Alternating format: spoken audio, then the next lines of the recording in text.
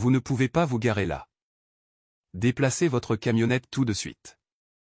L'agent Harrison se tenait devant l'allée, à 7h30 du matin, la main sur sa ceinture. Je charge juste pour aller au travail. Les gens, maintenant signifient le maintenant, pas quand ça vous arrange. Chaque situation demande une réponse différente. Certaines personnes ont besoin de plus d'orientation. Marcus semblait confus, mais son épouse, Keisha, sortit.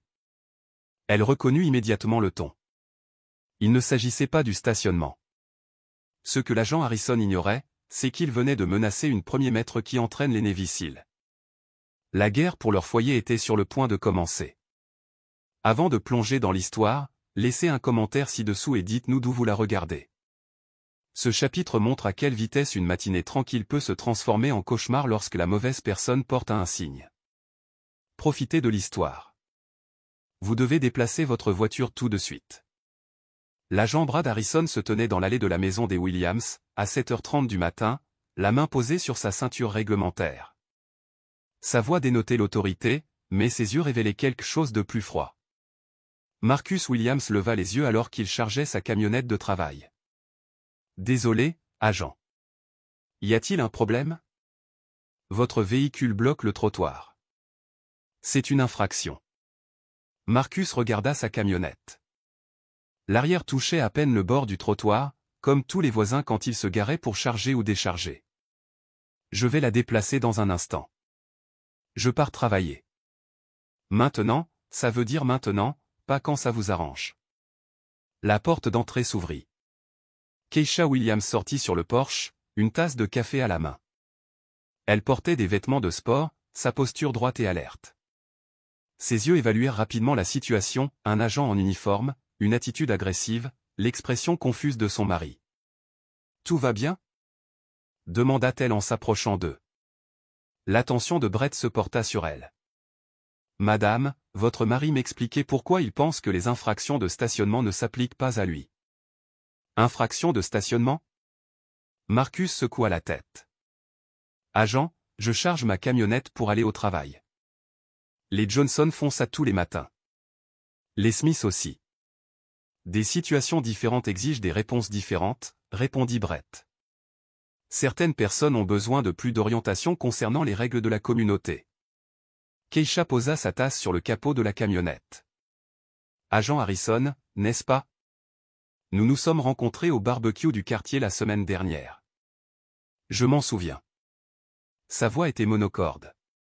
« Je suis content de voir que quelqu'un dans cette famille fait attention au nom. » Le commentaire resta en suspens comme un défi. Marcus sentit le changement, mais ne le comprit pas. Keisha le reconnut immédiatement, le ton de quelqu'un qui cherche la confrontation. « Je vais déplacer la camionnette, » dit Marcus, cherchant ses clés.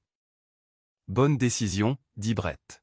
« Je ne voudrais pas que cela se complique inutilement. » Alors que Marcus reculait la camionnette de 2 mètres, Brett s'approcha de Keisha. « Vous faites cet exercice tous les matins, à la même heure, la même routine. Très discipliné. J'aime rester en forme. Avez-vous une expérience militaire? » La question était nette, inquisitrice. L'expression de Keisha ne changea pas. « Je suis consultante en fitness. » Brett sourit, mais son sourire n'atteignait pas ses yeux. « Consultante, ça englobe beaucoup de choses, n'est-ce pas? » Marcus revint en faisant tinter les clés. « C'est bon, agent Harrison. » Brett regarda entre eux, fixant Keisha. « Bien, continuez comme ça. Ici, les règles de la communauté sont importantes. Certaines personnes s'intègrent naturellement, d'autres. » Il laissa la phrase en suspens. Il se dirigea vers sa voiture de patrouille, mais avant d'entrer, il rappela. « Bonne journée au travail, Marcus. » Et Keisha, il marqua une pause, essayez de vous souvenir que les gens observent. La voiture de patrouille s'éloigna, laissant le couple debout dans l'allée. « Qu'est-ce que c'était que ça? » demanda Marcus. Keisha ramassa sa tasse de café, son esprit cataloguant déjà les détails. Les questions aléatoires de Brett, son intérêt pour sa routine, ses questions sur son passé militaire, la façon dont il avait insisté, les gens vous observent. « Je ne suis pas encore sûre, dit-elle doucement, mais je ne pense pas que ce soit à cause du stationnement. Ce que l'agent Harrison ignorait, c'est que le premier maître Keisha Williams avait passé 16 ans à apprendre à identifier les menaces, et tout dans cette rencontre avait éveillé chaque instinct qu'elle avait développé au sein du commandement des opérations spéciales navales. La guerre pour leur foyer venait de commencer. 3 jours après l'incident du stationnement, Brett Harrison frappa à la porte des Williams. Cette fois, il n'était pas en uniforme, il portait un pantalon kaki et un polo, et tenait un plateau de biscuits. « Keisha, n'est-ce pas?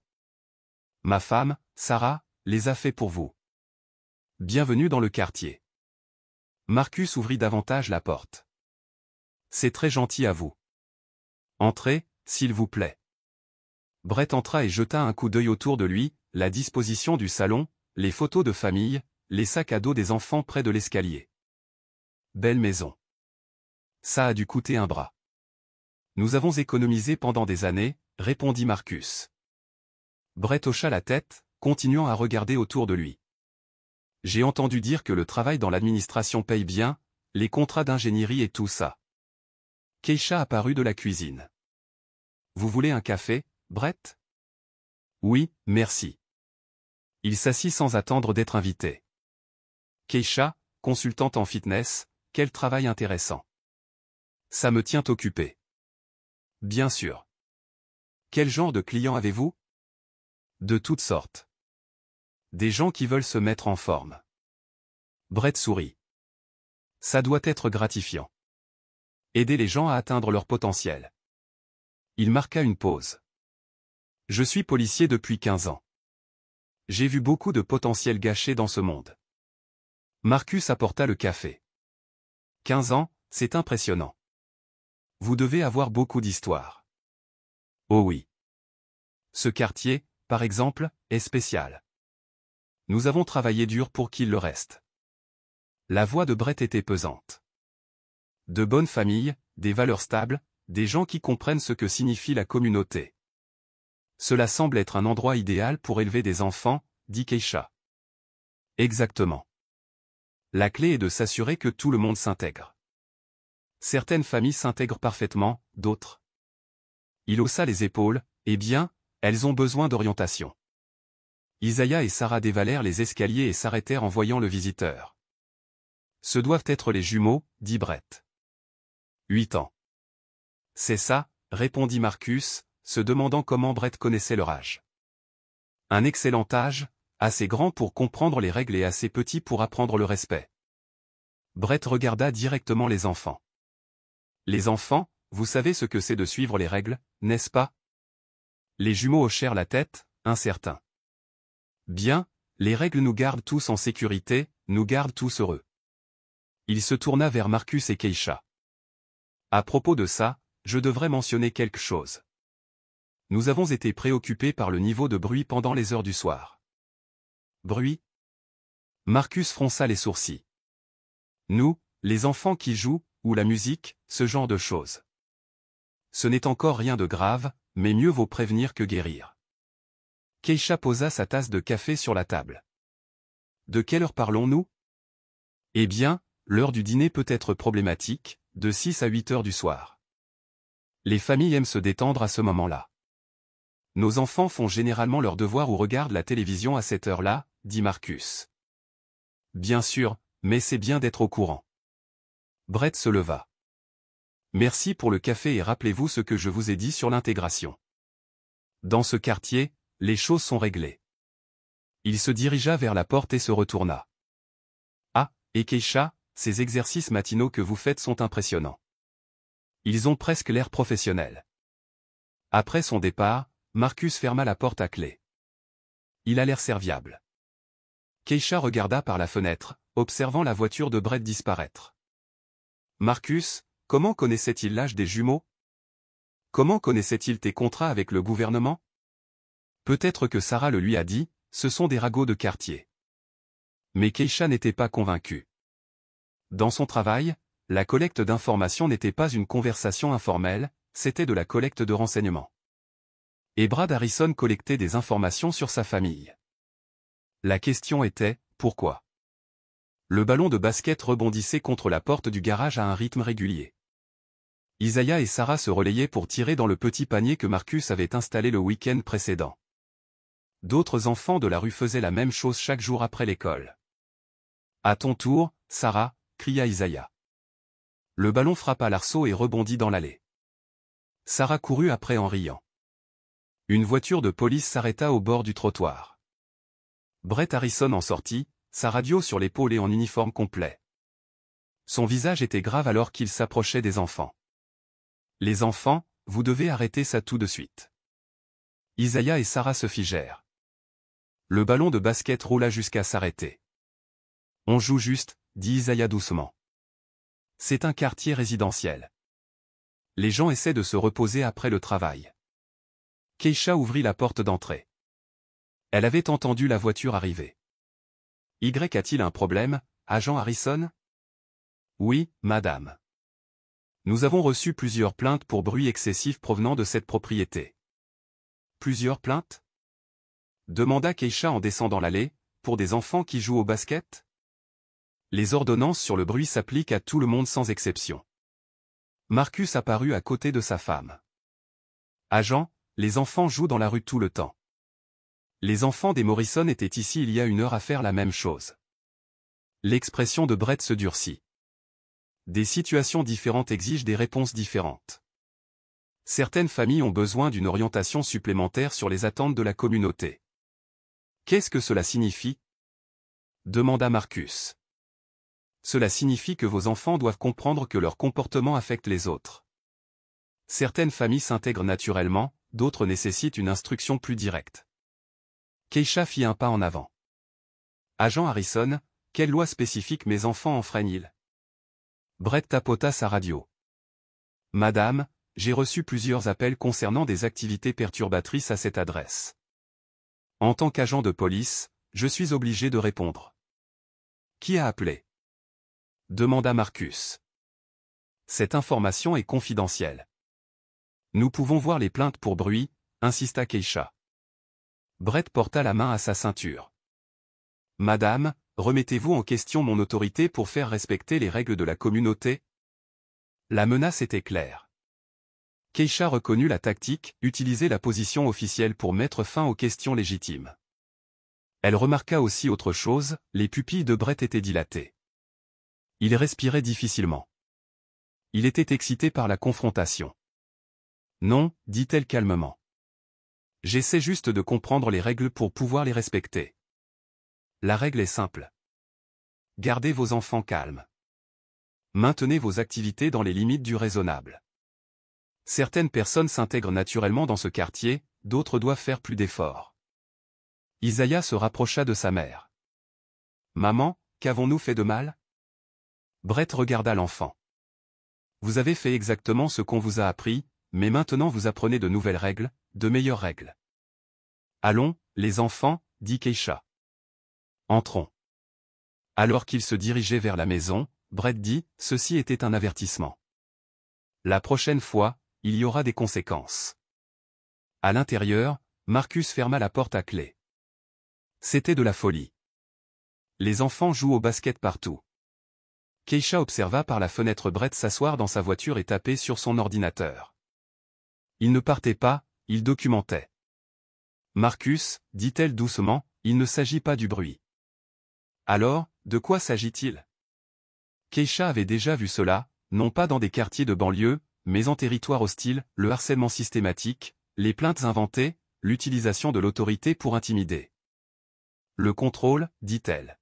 « Il essaie de nous contrôler. » Dehors, Brett termina son rapport et partit, mais avant cela, il prit des photos de leur maison, de leur voiture et de leur plaque d'immatriculation. La guerre avait officiellement commencé. Le mardi, Marcus fut arrêté à 3 pâtés de maison de chez lui.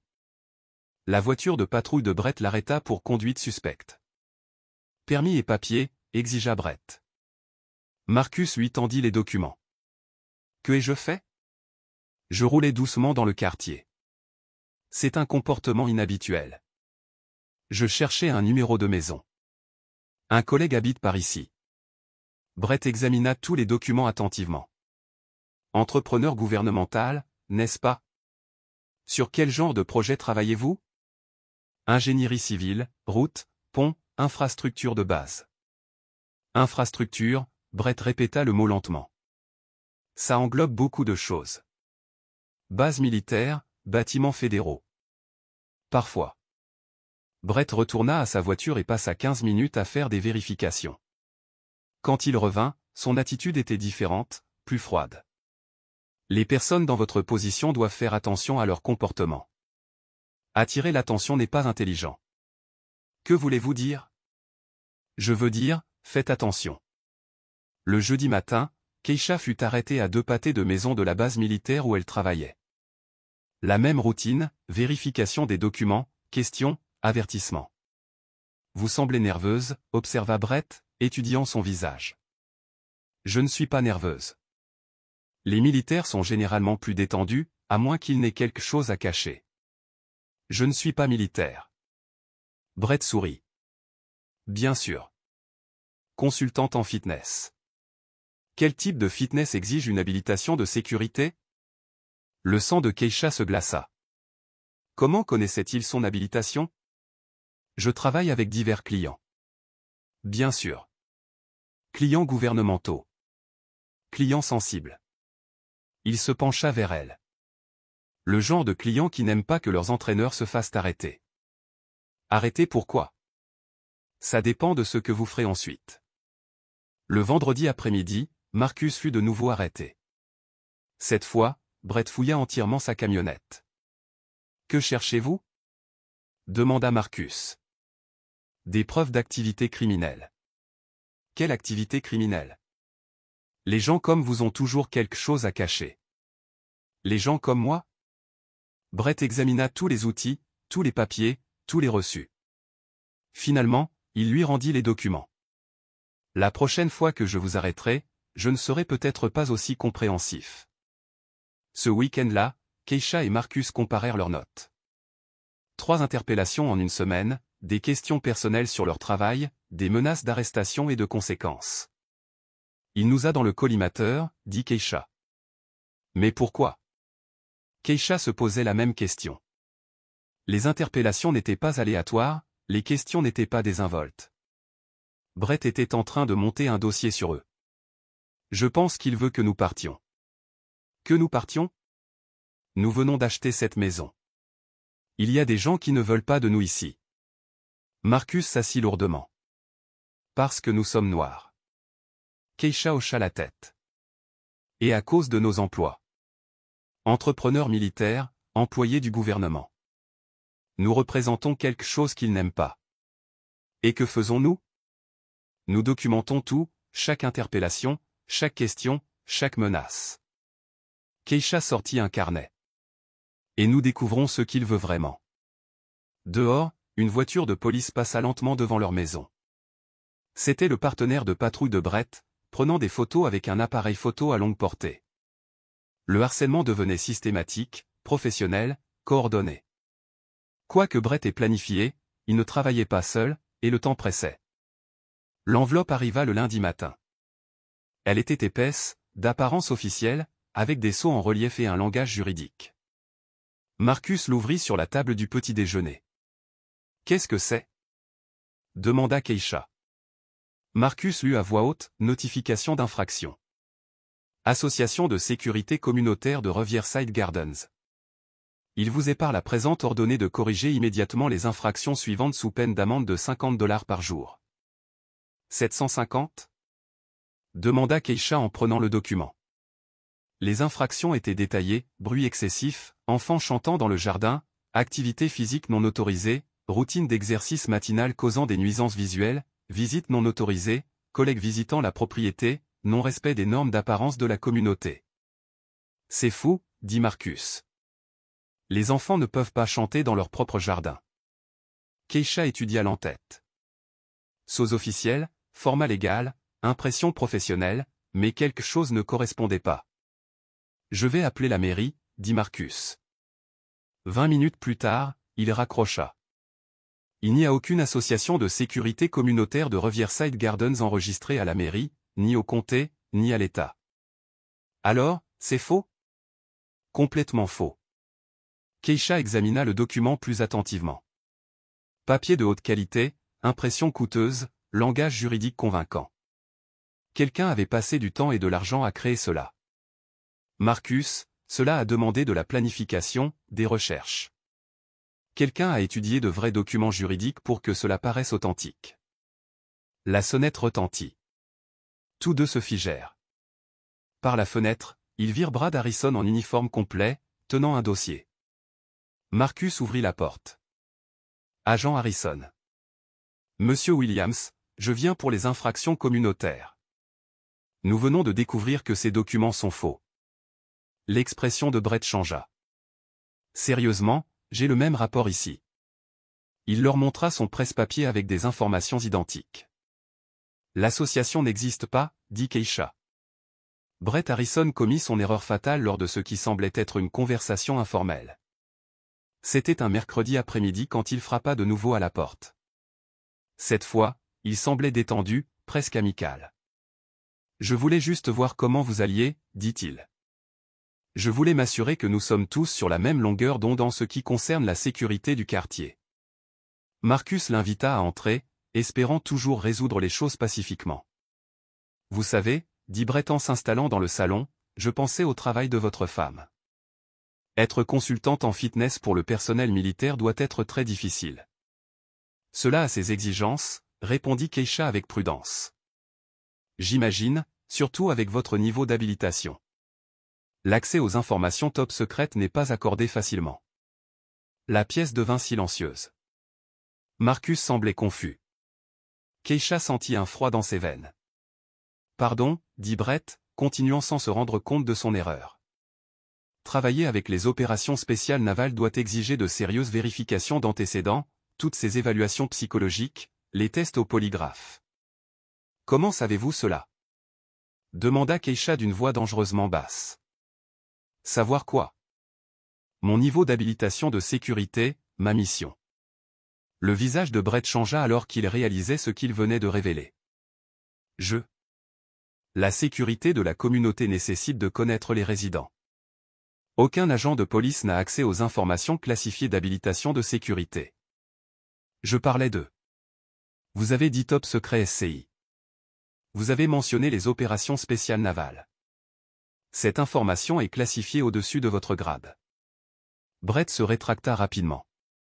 Je pense qu'il y a eu un malentendu. Il n'y a pas de malentendu. Vous venez de révéler des informations classifiées que vous ne devriez pas connaître. Marcus commençait à comprendre ce qui se passait.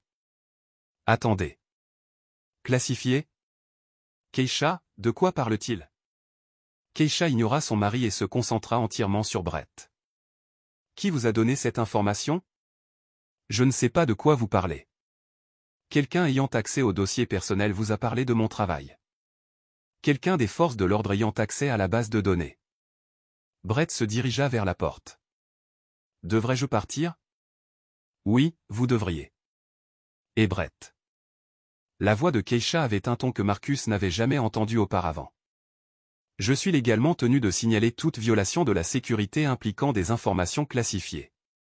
Après le départ de Brett, Marcus se tourna vers sa femme. Keisha, que vient-il de se passer? Brett sait des choses sur mon travail qu'il ne devrait pas savoir, des choses qui sont classifiées. Quel genre de choses? Keisha s'assit lourdement. Marcus, je dois te dire quelque chose. Je ne suis pas réellement consultante en fitness. Quoi? Je suis le premier maître Keisha Williams de la marine des États-Unis. J'entraîne les Navy SEAL. Marcus la regarda fixement. Tu es militaire? 16 ans de service actif. Mon travail est classifié. Le fait que Brett le sache signifie que quelqu'un avec une habilitation de sécurité lui transmet des informations. Pourquoi ne me l'as-tu pas dit?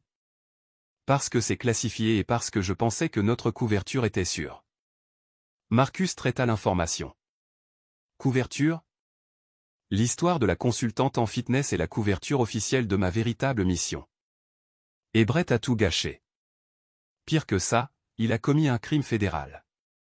Accéder à des informations classifiées sans autorisation est un crime grave. Keisha sortit son téléphone sécurisé. Je dois le signaler ce soir, dans les 24 heures suivant la découverte. À qui? Au service d'enquête criminelle navale et au FBI. En composant le numéro, Keisha réalisa que la donne avait complètement changé. Il ne s'agissait plus seulement de harcèlement, c'était une menace à la sécurité nationale. Madame, j'ai des documents qui prouvent le contraire. Montrez-les-nous. Brett feuilleta les papiers sur son presse-papier, des formulaires d'apparence officielle, des signatures, des sceaux, tout était faux, mais fait de manière professionnelle. Les règles communautaires existent. Que vous les reconnaissiez ou non, dit Brett. Leur respect n'est pas facultatif. C'est du harcèlement, affirma Marcus. La police répond aux plaintes légitimes. Keisha fit un pas en avant. Agent Harrison, qui a déposé ces plaintes? Cette information est confidentielle. Quelle loi vous donne l'autorité de faire respecter les règles d'une fausse association? Brett porta la main à sa radio. Madame, vous refusez de vous conformer à des ordres légaux. Je vous demande quelle loi vous appliquez. Code municipal, section 12A, sous-section 3, règles communautaires et ordre public. Keisha sortit son téléphone. J'enregistre cette conversation. Pour enregistrer des agents de police, il faut un consentement. En fait non, c'est une interaction publique. Le visage de Brett se durcit. Vous croyez toujours en savoir plus que les autres. Vous, ceux qui ne respectent pas l'autorité, ceux qui croient que les règles ne s'appliquent pas à eux. Marcus se plaça à côté de sa femme. Nous respectons toutes les règles légitimes, agent Harrison. Vraiment? Parce que votre comportement suggère le contraire. Brett tendit à Marcus une carte de visite. Voici mon numéro direct. Appelez-moi quand vous serez prêt à parler du respect de la loi. Avant que cela n'aille plus loin. Après son départ, Keisha examina la carte. Elle contenait le numéro de téléphone portable personnel de Brett, pas celui du service de police. Il veut que nous l'appelions sur son téléphone personnel, dit-elle. Pourquoi? Parce que les appels du service sont enregistrés, les appels personnels ne le sont pas. Marcus s'assit. C'est une guerre psychologique. Keisha hocha la tête. Et ça ne fait que commencer. Brett ignorait qu'il était surveillé par des agents fédéraux. Il pensait qu'il était en train de gagner. Pendant les 2 semaines suivantes, il lança une campagne systématique pour isoler la famille Williams de ses voisins. D'abord, il organisa des réunions informelles autour d'un café dans différentes maisons chaque soir, toujours avec le même message, son inquiétude concernant la famille Williams. Je ne dis pas que ce sont de mauvaises personnes, dit-il au Johnson autour d'un café, mais Marcus a accès à des projets gouvernementaux confidentiels. Ce genre de travail attire l'attention. Au Miller, Keisha semble agressive. Vous avez vu comment elle m'a affronté pour ces infractions communautaires. Un comportement très hostile. Au Kowalski, les enfants ne reçoivent peut-être pas la supervision adéquate. Avec les 2 parents travaillant dans des emplois aussi exigeants, qui sait ce qui se passe à la maison? Le changement fut immédiat et dévastateur. Madame Chen, qui saluait d'habitude chaque matin, détournait maintenant le regard quand Keisha passait en courant. Les Patel, qui avaient invité les enfants à jouer, cessèrent soudainement d'appeler. Même le facteur, Tom, qui bavardait toujours avec Marcus, commença à éviter le contact visuel. Brett organisa des ateliers de sécurité communautaire les samedis matins. La famille Williams n'y fut pas invitée. Nous devons être vigilants à tout signe d'activité suspecte, dit Brett aux voisins réunis. Des gens qui prennent des photos des maisons, posent trop de questions, ont des horaires de travail inhabituels. Tout ce qu'il décrivait correspondait à la routine normale de la famille Williams. Certaines personnes ne s'intègrent pas naturellement dans la vie de la communauté, continua-t-il. Elles nécessitent une surveillance spéciale. Linda Kowalski leva la main. Vous parlez de personnes spécifiques? Je ne peux pas donner de nom, mais je pense que tout le monde sait de qui je parle.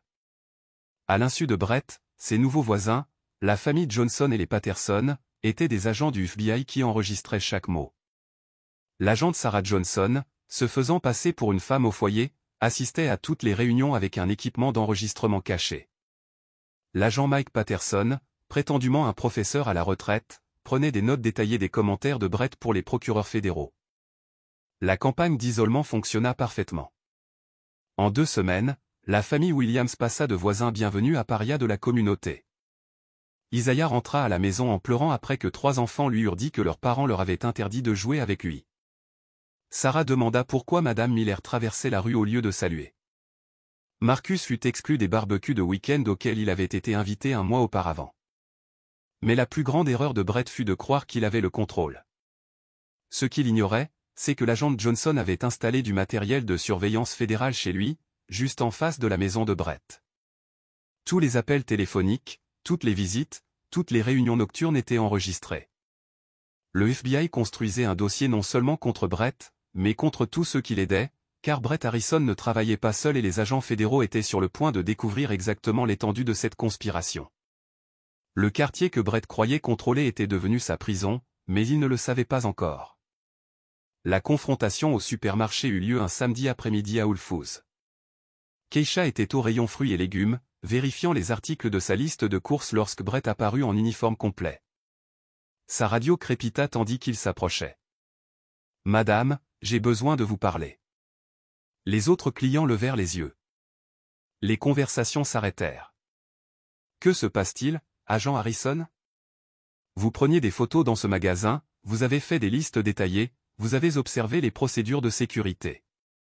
C'est un comportement suspect. » Keisha leva sa liste de courses.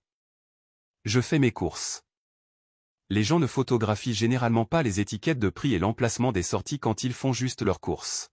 « Je n'ai rien photographié. » La voix de Brett devint plus forte. « Madame, je vous observe depuis 10 minutes. Votre comportement est celui de quelqu'un qui fait de la surveillance. » Plus de gens se rassemblèrent. Des téléphones portables apparurent. Quelqu'un commença à filmer. « Agent Harrison, » dit Keisha calmement, « quel crime spécifique pensez-vous que j'ai commis? » Activité suspecte dans un lieu public. Ce n'est pas un crime. Ça l'est quand cela indique une intention criminelle possible. Keisha posa son panier par terre. Quelle intention criminelle?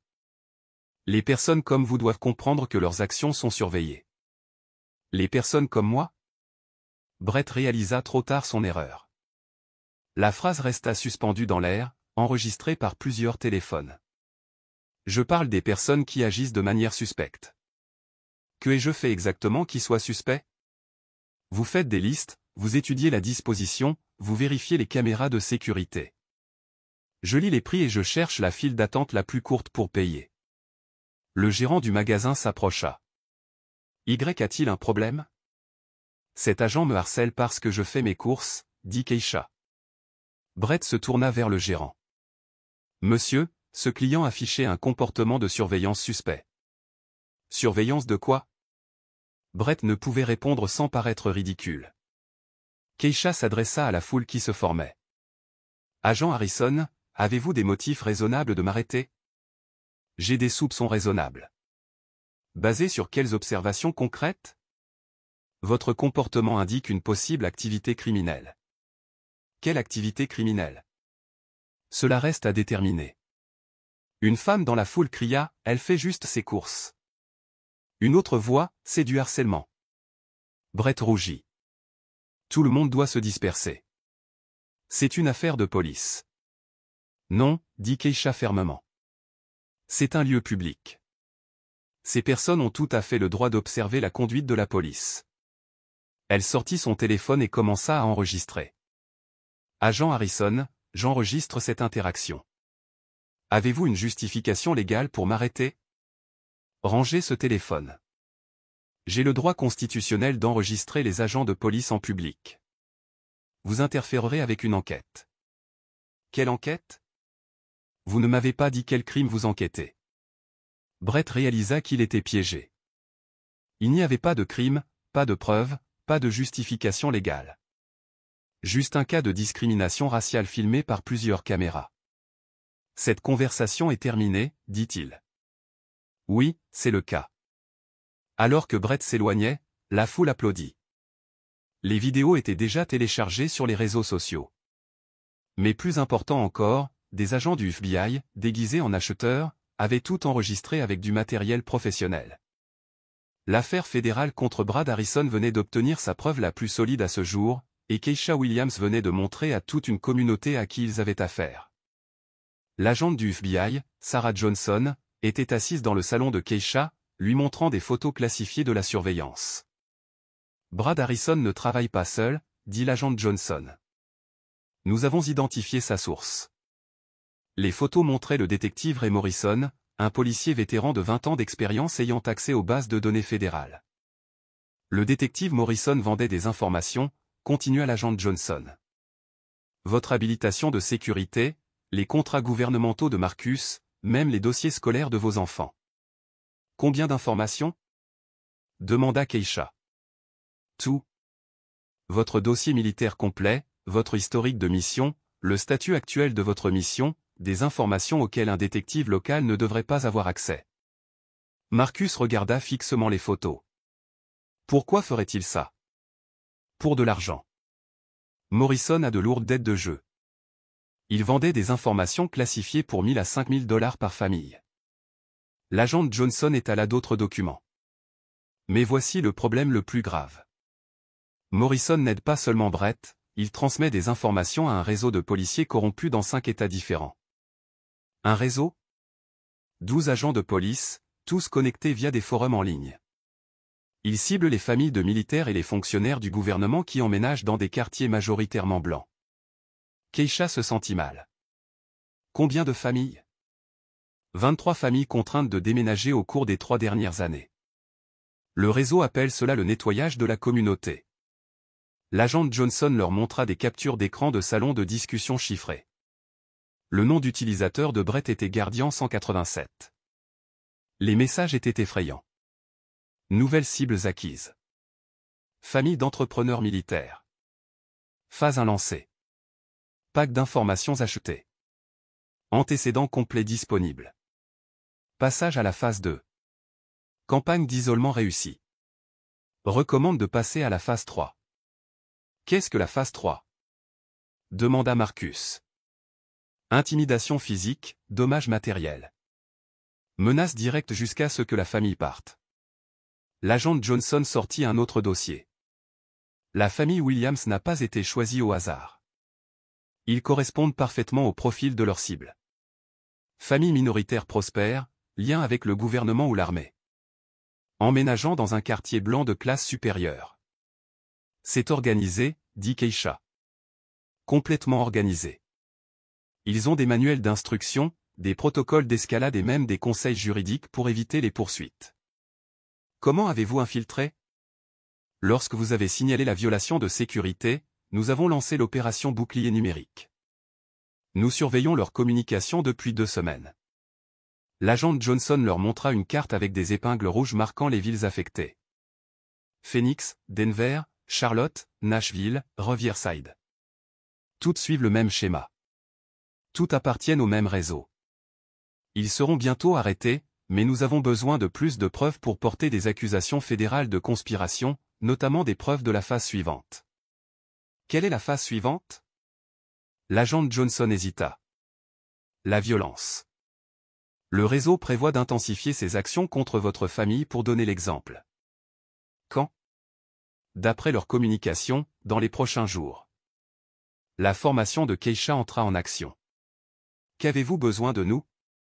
Nous avons besoin que vous agissiez normalement pendant que nous positionnons les équipes d'arrestation. Pouvez-vous le faire? Combien d'agents nous protègent? 8 agents dans le quartier. Plus des équipes de renfort positionnées à 5 minutes. Marcus semblait dépassé. C'est vraiment en train de se passer. J'ai bien peur que oui, dit l'agent Johnson. Mais, monsieur Williams, la bravoure de votre femme en signalant cela a probablement sauvé des dizaines d'autres familles. Keisha étudia les photos de surveillance de Brett et du détective Morrison. Quand vous les arrêterez, je veux être là. Ce n'est pas la procédure habituelle. Agent Johnson, ces gens ont menacé mes enfants. Je veux les regarder dans les yeux quand ils réaliseront que tout est fini. L'agent Johnson sourit. Je pense que cela peut être arrangé. Linda Kowalski frappa à la porte des Williams à 19 h, les larmes coulant sur son visage. S'il vous plaît, murmura-t-elle quand Keisha ouvrit la porte. J'ai besoin d'aide. Keisha la laissa entrer. Linda s'effondra sur le canapé, sanglotant. Brett me fait chanter, dit Linda. Il menace de détruire mon mari. Que voulez-vous dire? Stan souffre de stress post-traumatique. C'est traumatisant à cause de son séjour en Afghanistan. C'est grave. Il a eu des pensées suicidaires. Je l'ai emmené à l'hôpital des vétérans pour qu'il reçoive de l'aide. Linda s'essuya les yeux. Ces rapports médicaux sont confidentiels, mais Brett les a obtenus d'une manière ou d'une autre. Keisha lui tendit des mouchoirs. Comment? Son ami, le détective Ray Morrison, a accédé aux dossiers médicaux militaires de Stan. Et Brett les utilise contre vous. Il dit que si je n'espionne pas votre famille, il divulguera les dossiers de Stan à tout le monde, aux voisins, à ses patrons, aux autres vétérans. Stan serait humilié. Marcus s'assit en face d'elle. Quel type d'espionnage? Tout. Quand vous partez, qui vous rend visite? De quoi parlez-vous au téléphone si je peux entendre? J'ai même dû fouiller dans vos poubelles. Nos poubelles? Linda hocha tristement la tête, cherchant des relevés bancaires, des antécédents médicaux, tout ce qui est personnel. Keisha sentit la colère monter. Depuis combien de temps cela dure-t-il? 3 semaines, depuis que vous avez emménagé. Qu'avez-vous trouvé? Rien d'important, des choses normales d'une famille, mais Brett continue d'exiger plus. Que veut-il d'autre? Il veut que je plante de la drogue dans votre jardin pour vous faire passer pour des criminels. Marcus se leva. Il veut nous mettre au pilori? Je lui ai dit non. Alors il m'a montré les dossiers médicaux de Stan. Il a dit qu'il enverrait des copies à l'ancienne unité de Stan, qu'il les publierait sur Internet, qu'il s'assurerait que tout le monde soit au courant des tentatives de suicide. La formation militaire de Keisha entra en action. Linda était une victime de contraintes, pas une ennemie. Linda, vous êtes manipulée par un prédateur. Je sais, mais je ne peux pas le laisser faire du mal à Stan. Et si nous pouvions protéger Stan et arrêter Brett? Comment? Keisha regarda Marcus, puis de nouveau Linda. Il y a des agents fédéraux qui enquêtent sur Brett. Ils peuvent protéger votre mari. Agents fédéraux? Brett a accédé illégalement à des informations classifiées. C'est un crime fédéral. Linda écarquilla les yeux. Le FBI est là? Ils surveillent Brett depuis des semaines. Ils savent pour le chantage? Sérieusement. Marcus hocha la tête. Linda, vous n'êtes pas complice de Brett. Vous êtes sa victime. Mais je vous ai espionné. J'ai fouillé vos poubelles. Parce que vous avez été menacé, dit Keisha. C'est de la contrainte, pas de la conspiration. Linda sembla espérer pour la première fois. Que dois-je faire? Aidez-nous à l'arrêter. Comment? Dites tout au FBI. Témoignez du chantage. Aidez-les à construire le dossier. Stan sera-t-il en sécurité? Le FBI peut vous placer tous les deux en détention protectrice si nécessaire. Linda s'essuya les yeux. Je veux que Brett paie pour ce qu'il a fait. Il le fera, mais nous avons besoin de votre témoignage. Et les autres voisins, ceux que Brett a convaincus de vous éviter, apprendront la vérité quand Brett sera arrêté. Linda se leva. Quand est-ce que je parle au FBI? Ce soir, êtes-vous prête? Je suis prête depuis 3 semaines. Alors que Keisha appelait l'agent Johnson, Linda ressentit un soulagement pour la première fois depuis des mois. Brett Harrison avait commis une erreur fatale, il avait transformé son arme la plus puissante en sa plus grande menace, et demain, Linda Kowalski allait aider à le faire tomber. Avec l'autorisation fédérale et le témoignage enregistré de Linda, Keisha savait que Marcus devait tout comprendre. Ils s'assirent dans le salon pendant que l'agent Johnson attendait dans la cuisine. Marcus, je dois te montrer quelque chose. Keisha s'approcha du placard de la chambre et en sortit une valise verrouillée. À l'intérieur se trouvaient ses uniformes de marine, ses médailles et ses documents officiels. Elle souleva son uniforme bleu. Les rubans racontaient des histoires de missions qu'elle n'avait jamais racontées. Premier maître Keisha Williams, commandement des opérations spéciales navales, dit-elle, 16 ans de service actif. Marcus regarda l'uniforme. Tu entraînes les Navy Seals? Je développe des protocoles d'entraînement, j'évalue les candidats et je supervise des programmes spécialisés au Centre de guerre spéciale navale. Elle lui montra sa carte de sécurité. Habilitation top secret, SCI. Je travaille sur des programmes antiterroristes classifiés. Pourquoi ne me l'as-tu pas dit? Parce que mon identité secrète protège ma mission. Si les ennemis savaient ce que je fais réellement, notre famille serait une cible. Marcus prit une médaille. Étoile de bronze pour bravoure. Afghanistan, 2019. Je ne peux pas donner de détails. Depuis combien de temps me mens-tu? Je ne t'ai jamais menti, je ne pouvais juste pas tout te dire. L'agent Johnson entra dans la pièce. Monsieur Williams, le travail de votre femme sauve des vies américaines. Son identité secrète n'est pas une tromperie, c'est de la sécurité nationale. Marcus les regarda tous les deux. Et Brett l'a découvert d'une manière ou d'une autre. Grâce à l'accès illégal du détective Morrison aux bases de données classifiées, dit l'agent Johnson. Des informations qui devraient être impossibles à obtenir pour la police locale. Keisha s'assit à côté de Marcus. Quand Brett a révélé mon niveau d'habilitation, j'étais légalement obligé de le signaler. C'est ce qui a déclenché toute cette enquête. Donc, nous ne faisons pas seulement face à un policier raciste, nous faisons face à un réseau qui menace la sécurité nationale, dit l'agent Johnson. La bravoure de votre femme en le signalant a mis au jour une conspiration impliquant 12 agents de police dans 5 États. Marcus assimila l'information. Et maintenant? Demain, nous arrêterons Brett et son réseau en même temps, dit l'agent Johnson. Mais ce soir, j'ai besoin que vous agissiez tous les deux avec une normalité totale. Comment pouvons-nous agir normalement? Keisha prit la main de Marcus. Parce que nous avons été entraînés pour ça, tous les deux.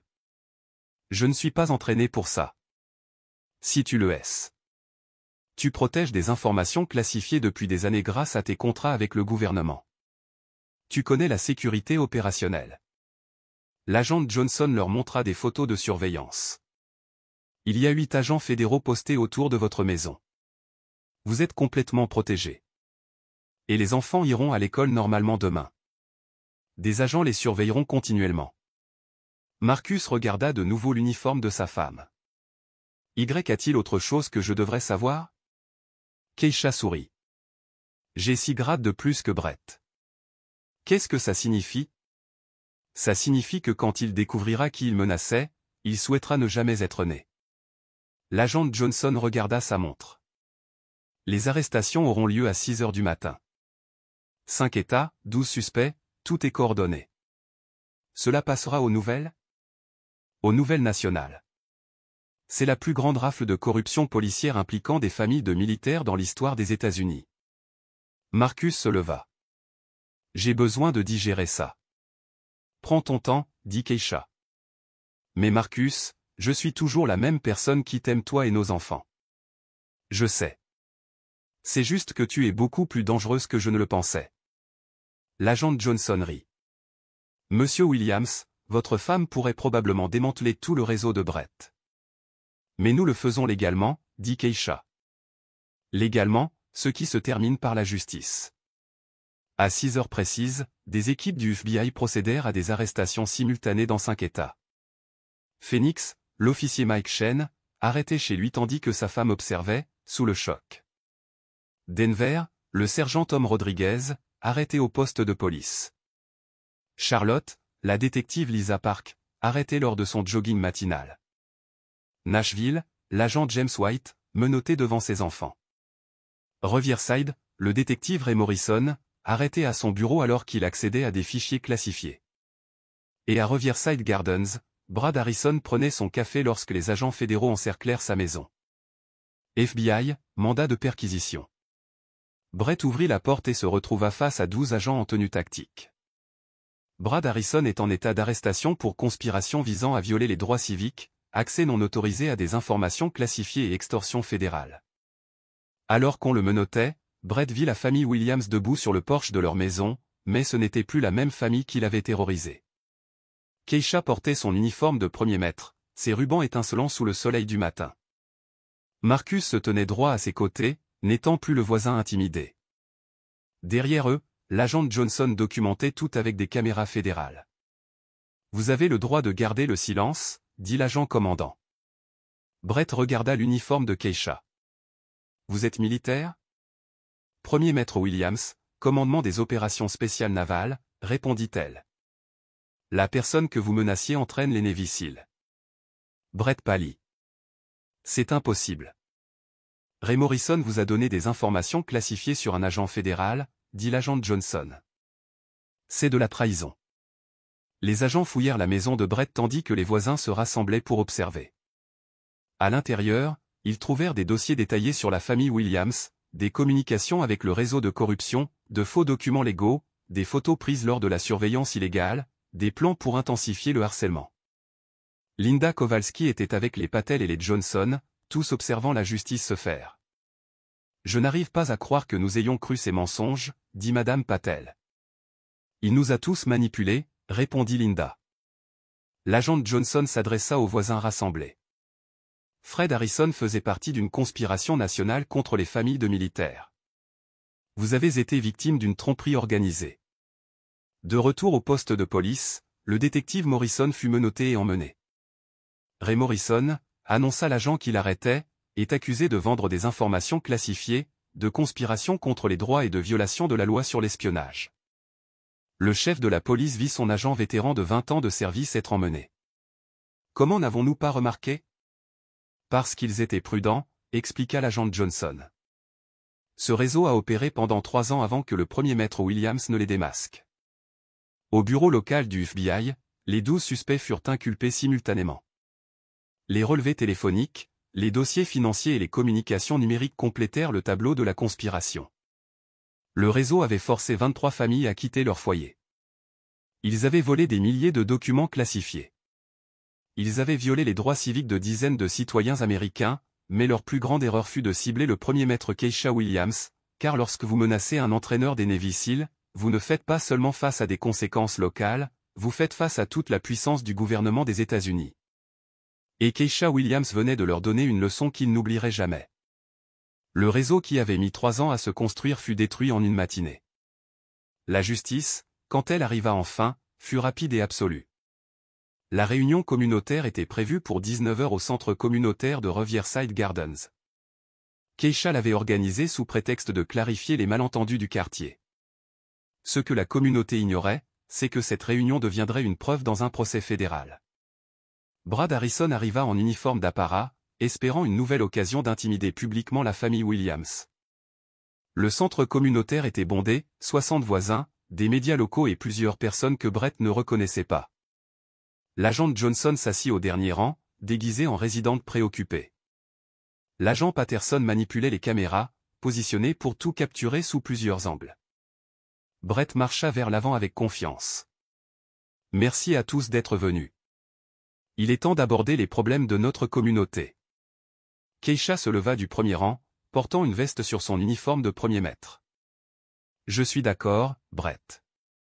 Abordons les problèmes. Elle marcha vers l'avant et fit face à la foule. Mon nom est premier maître Keisha Williams de la Marine des États-Unis. Des murmures parcoururent la foule. Au cours du dernier mois, l'officier Brett Harrison a harcelé ma famille en utilisant des informations qu'il a obtenues illégalement. Brett l'interrompit. C'est un mensonge. Ah bon? Keisha alluma l'écran de projection. Voyons les preuves.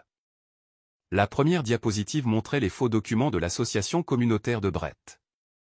Brett a créé des documents légaux frauduleux pour nous intimider. Le visage de Brett se transforma. Comment avez-vous obtenu cela? Enquête fédérale, Brett. Tout ce que vous avez fait est documenté. La diapositive suivante montrait les relevés téléphoniques entre Brett et le détective Morrison. 47 appels en 3 semaines. Ils discutaient d'informations classifiées concernant ma famille. Brett se leva. C'est du harcèlement. Non, Brett, c'est la justice. L'écran afficha des captures d'écran des salons de discussion chiffrés de la conspiration. Le nom d'utilisateur de Brett, Guardian 187, était mis en évidence dans tous les messages racistes. La foule halta en lisant ses commentaires sur le « nettoyage de la communauté » et « élimination des cibles ». Vous n'avez aucune idée à qui vous avez affaire, cria Brett. Si, en fait, dit l'agent Johnson, se levant et montrant son insigne du FBI. Nous vous enquêtons depuis des semaines. Brett regarda autour de lui, paniqué. Vous travaillez tous ensemble? Certains d'entre nous, dit l'agent Patterson, montrant son insigne. Des agents fédéraux ont vécu dans ce quartier, documentant vos crimes. Keisha poursuivit la présentation. 23 familles expulsées de leur maison, des millions de pertes économiques. Tout cela à cause de votre réseau. Quel réseau? Cria quelqu'un. 12 agents de police dans 5 États, tous ciblant des familles militaires. La main de Brett se dirigea vers son arme. Ils veulent voir ce qui arrive à ceux qui n'appartiennent pas ici. Brad Harrison, ordonna l'agent Johnson. N'aggravez pas les choses. Mais Brett était hors de lui. Il sortit son arme et la pointa directement sur Keisha. Ceux de votre espèce n'appartiennent pas à des endroits comme celui-ci. Vous êtes une maladie à éradiquer. La salle éclata en cris, mais Keisha ne broncha pas. D'un mouvement fluide, elle désarma Brett en utilisant des techniques apprises en 16 ans de formation militaire. Brett tomba au sol, l'arme immobilisée avant qu'il ne puisse tirer un seul coup. Des agents fédéraux surgirent de tous les coins de la salle. Brad Harrison est en état d'arrestation pour agression avec arme mortelle, violation des droits civiques et conspiration contre les États-Unis. Alors qu'on le menottait, Brett regarda Keisha, vêtue de son uniforme militaire. Qui êtes-vous? Je suis la personne qui s'assurera que vous ne menacerez plus jamais une autre famille. L'affaire était terminée. Justice avait été rendue. 6 mois plus tard, la salle d'audience fédérale était bondée. Brad Harrison était assis à la table des accusés, faisant face à 8 chefs d'accusation fédéraux. Le détective Ray Morrison avait déjà plaidé coupable et avait été condamné à 15 ans de prison fédérale. Les 10 autres membres du réseau purgeaient des peines allant de 8 à 20 ans. Brett avait refusé tous les accords avec le procureur. Votre honneur, commença le procureur fédéral, Brad Harrison a dirigé une conspiration qui a violé les droits civiques de dizaines de familles américaines. Keisha était assise au premier rang, vêtue de son uniforme bleu.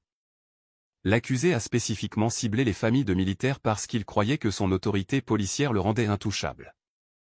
Le procureur montra les preuves au jury, des enregistrements téléphoniques de Brett proférant des menaces racistes, des relevés financiers montrant des paiements au détective Morrison en échange d'informations classifiées, des captures d'écran de forums en ligne où Brett parlait de « nettoyer les quartiers », des images vidéo de Brett pointant son arme sur le premier maître Williams. Cet accusé n'a pas seulement enfreint la loi, continua le procureur, il a attaqué les mêmes familles qui servent notre pays. L'avocat de Brett tenta de minimiser les accusations. Mon client a commis des erreurs, mais ce n'était pas une conspiration. Le procureur répondit avec des preuves dévastatrices.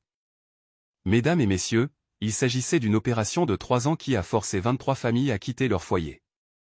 Les photos des familles affectées remplirent l'écran, les Garcia de Phoenix, le père ayant servi 3 missions en Irak. Les Johnson de Denver, la mère travaillant pour le département de la Défense. Les Lee de Charlotte. Les 2 parents étaient des sous-traitants militaires. Toutes les familles ont été choisies pour la même raison, elles étaient des minorités prospères dans des quartiers majoritairement blancs. Lorsque Keisha monta à la barre, la salle devint silencieuse. Premier maître Williams, dit le procureur, veuillez raconter au jury votre historique de service. 16 ans de service actif. Croix de la marine pour bravoure en Afghanistan. Actuellement affecté au commandement des opérations spéciales navales, entraînant les Navy SEAL. Et comment avez-vous réalisé que vous aviez été ciblé? Lorsque l'officier Harrison a révélé des informations classifiées qu'il n'aurait pas dû avoir. Quelle a été votre réponse? Je l'ai immédiatement signalé aux autorités fédérales, comme l'exige la loi. Pourquoi? Parce que la protection des informations classifiées protège des vies américaines. L'avocat de Brett demanda, n'est-il pas vrai que vous auriez pu résoudre cela sans impliquer les agences fédérales? Non. L'accès non autorisé à des informations classifiées est toujours signalé sans exception, même pour des incidents mineurs. La voix de Keisha était ferme. Il n'y a pas d'incident mineur quand il s'agit de sécurité nationale. Le jury délibéra pendant 2 heures, coupable de tous les chefs d'accusation. Brett Harrison fut condamné à 25 ans de prison fédérale sans possibilité de libération conditionnelle. Le juge Martinez s'adressa directement à lui. Vous avez utilisé votre autorité d'agent de police pour terroriser des familles qui servent ce pays. Vous avez trahi votre serment et violé la Constitution que vous avez juré de protéger. Devant le tribunal, les journalistes encerclèrent Keisha. Premier maître Williams, que voulez-vous que les gens sachent de cette affaire? Que la justice fonctionne lorsque les gens défendent ce qui est juste. Cela changera-t-il la façon dont les familles de militaires sont protégées? La loi Williams sera adoptée par le Congrès le mois prochain. Elle établit des protections fédérales spécifiques pour les familles de militaires victimes de harcèlement. Un message pour d'autres familles confrontées à des problèmes similaires? Signalez-le, documentez tout. Ne souffrez pas en silence. Ce soir-là, Keisha retourna chez elle à Riverside Gardens. Le quartier avait complètement changé. Dans l'allée, il y avait un panneau indiquant « Riverside Gardens, unis pour la justice, la diversité et le respect ». La maison de Brett Harrison avait été vendue à la famille Martinez, dont le père était un vétéran de la marine. La communauté avait voté pour établir une journée annuelle de l'unité pour célébrer la diversité. Isaiah et Sarah jouaient au basket dans l'allée avec des enfants de 6 familles différentes. Marcus préparait le dîner au barbecue tandis que les voisins venaient discuter. Le rêve américain, mis à l'épreuve par la haine, avait survécu plus fort qu'avant. 2 ans après la condamnation de Brad Harrison, Riverside Gardens était devenue une communauté modèle. Keisha se présenta devant les dirigeants du département de la sécurité intérieure pour accepter son nouveau poste de directrice de la prévention de l'extrémisme domestique. Chef Williams, dit le secrétaire, votre bravoure a mis au jour une menace nationale et a sauvé d'innombrables familles. Merci, monsieur. Ce travail n'est pas terminé. Son nouveau travail consistait à former les forces de l'ordre à travers les États-Unis pour identifier et démanteler les réseaux extrémistes au sein de leur propre département. La loi Williams fut adoptée à l'unanimité par le Congrès, créant des protections fédérales pour les familles de militaires et des systèmes de signalement obligatoires des harcèlements. Linda et Stan Kowalski avaient déménagé grâce au programme fédéral de protection des témoins. Stan reçut un traitement complet pour le syndrome de stress post-traumatique et prospérait en tant que conseiller auprès d'autres vétérans. Le détective Ray Morrison purgea sa peine de 15 ans dans un établissement fédéral où il enseigna l'informatique à d'autres détenus et écrivit des lettres d'excuses à toutes les familles qu'il avait lésées par ses actes. 8 des membres du réseau avaient été libérés sur parole et reconstruisaient leur vie avec des conseils obligatoires et des services communautaires. 3 refusèrent la réhabilitation et restèrent en prison fédérale. Brett Harrison purgerait 23 années de plus. En prison, il avait enfin commencé à comprendre le mal que sa haine avait causé. Il écrivait des lettres mensuelles aux familles qu'il avait attaquées, bien que la plupart ne les lisaient pas. De retour à Riverside Gardens, la transformation était complète. Le centre communautaire organisait des célébrations mensuelles de la diversité. Des enfants de 12 origines ethniques différentes jouaient ensemble quotidiennement. La valeur des propriétés avait augmenté, car les familles recherchaient la réputation d'inclusion et de sécurité du quartier. Marcus avait été promu ingénieur en chef sur un important projet d'infrastructure visant à reconstruire des communautés touchées par des catastrophes naturelles. Isaiah et Sarah, maintenant âgés de 10 ans, étaient ambassadrices jeunes pour le programme d'unité du quartier. Le département de police local avait mis en œuvre des programmes complets de formation sur les préjugés et de surveillance communautaire. L'agente Maria Santos, remplaçante de Brett, vivait dans le quartier et entraînait l'équipe de football de la communauté. Pour le 2e anniversaire de l'arrestation de Brett, le quartier célébra sa fête annuelle de la journée de l'unité. Keisha s'adressa aux 200 habitants rassemblés. Il y a 2 ans, la haine a tenté de nous diviser. Au lieu de cela, elle nous a unis. Elle regarda Marcus et ses enfants. Nous avons appris que des gens ordinaires peuvent vaincre un mal extraordinaire lorsqu'ils s'unissent. La foule applaudit tandis que les enfants de toutes les familles du quartier lâchaient des ballons avec des messages d'espoir. L'agente Johnson, maintenant amie de la famille, observait dans la foule. « Vous avez changé plus que ce quartier », dit-elle à Keisha plus tard. Comment? La loi Williams a été utilisée pour protéger les familles de militaires dans 43 États. Votre bravoure a créé un mouvement national. Ce soir-là, alors que la famille Williams rentrait chez elle par des rues remplies de voisins de toutes sortes, Keisha réfléchit à son parcours. La haine les avait mis à l'épreuve, mais l'amour s'était avéré plus fort. La peur avait tenté de les faire fuir, mais le courage les avait fait rester. La division avait menacé leur communauté, mais l'unité l'avait transformée. La maison que Brett Harrison avait tenté de leur voler était maintenant leur véritable foyer, non seulement parce qu'elle était la leur, mais parce qu'ils s'étaient battus pour le droit d'y appartenir. Keisha réalisa que les rêves américains ne sont pas donnés. Ils se gagnent avec le courage de défendre la justice, même quand on est seul. Et parfois, quand on refuse d'abandonner, on découvre qu'on n'a jamais été seul. La communauté que la haine avait construite était devenue quelque chose de beau, un lieu où toutes les familles appartenaient et où tous les rêves pouvaient s'épanouir.